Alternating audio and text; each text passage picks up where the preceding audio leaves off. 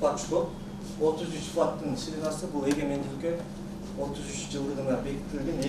Ала Тоо аянтына туурасы 33 метр мамлекеттик туу илинет. Аны өлкөнүн эгемендүүлүгүнүн 33 жылдыгына карата жасоо пландалууда. Бул тууралуу Бишкек башкы архитектурада Акылбек Жапаровдун катышуусунда өткөн жыйында маалым болду. Кара Кыргыз автономный область болгонуна 100 жыл болду.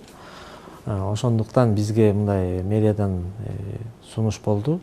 Флагштоктун баягы символ катары ошон үчүн 100 метрге көтөрүп, жаңы желегибизди кайра 31 эгемендүүлүк күнгө мындай даярдагыла деген, аны биз эскизин даярдап атабыз. Бул маанилүү майрамга карата Ала Тоо аянты дагы жаңыланмакчы. Аянтты реконструкциялоо боюнча Бишкек башкы архитектура план иштеп чыкты. Анын эскизи Минкап төрагасына көрсөтүлдү. Ага ылайык Ала Тоо аянтында брендтердин бутиктери жайгашып, туристтерге жана шаардын тургундарына ыңгайлуулуктар түзүлөт. Бүт кабель, интернет кабель азыр жакта көрсөтөбүз.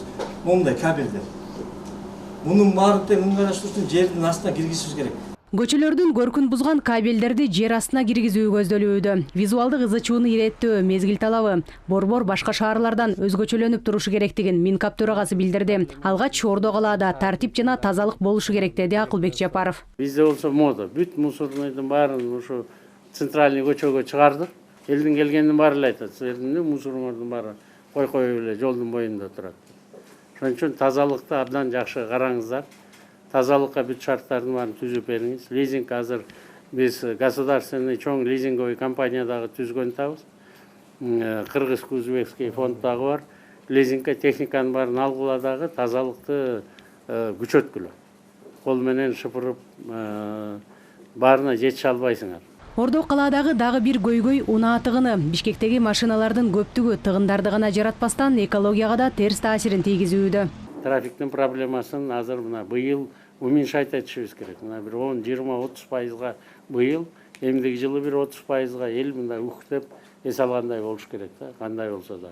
Баарын тең. Анан ошондон кийин анан бизге исходный данныйлар келгенден кийин анан баарыбыз отурайлы дагы министр транспортто дагы бөлөктөр специалисттер чакырып алып азыр транспорт маселесин аягына чыккандай бололу. Унаа тыгынын жөнгө салуу үчүн акылдуу жол чырактар орнотулууда. Алар аралыктан Кырдаалдык борбордо башкарылат. Бул жер Кырдаалдык борбор деп аталат. Мында Бишкек шаарынын 21 көчөсүнүн кесилишине коюлган жол чырактарды көзөмөлдөөгө мүмкүн. Тагыраак ушул жерде диспетчерлер отуруп, кайсы бир көчөдө жол тыгындары пайда болгон болсо, аны аралыктан жөнгө сала алышат.